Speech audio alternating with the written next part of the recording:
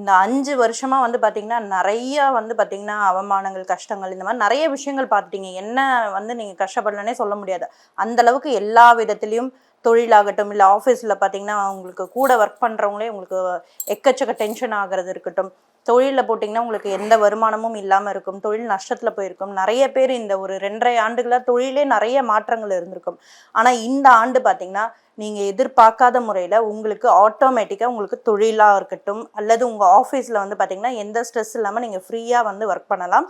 இந்த அமைப்புகள்லாம் இந்த ஆண்டு இருக்கும்.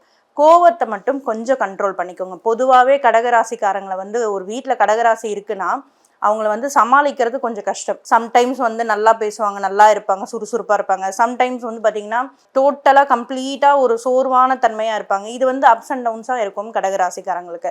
இந்த ஆண்டு வந்து பார்த்தீங்கன்னா, ரொம்ப உற்சாகமா இருக்க போறீங்க. எல்லா ஒர்க்கும் வந்து பார்த்தீங்கன்னா, ட்ரெஸ்ஸஸ் ஆகட்டும், நகைகள் இருக்கட்டும், எஸ்பெஷலி வந்து பார்த்தீங்கன்னா, அடமானத்துல வச்ச நகைகள் எல்லாமே மீட்ட போறீங்க.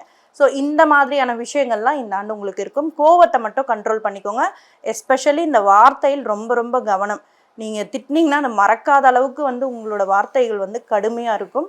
சித்தர் வழிபாடு இந்த ஆண்டு வந்து பண்ணுங்க. நிச்சயமா வந்து மென்மைய தரும். இத்தன வருஷமா வந்து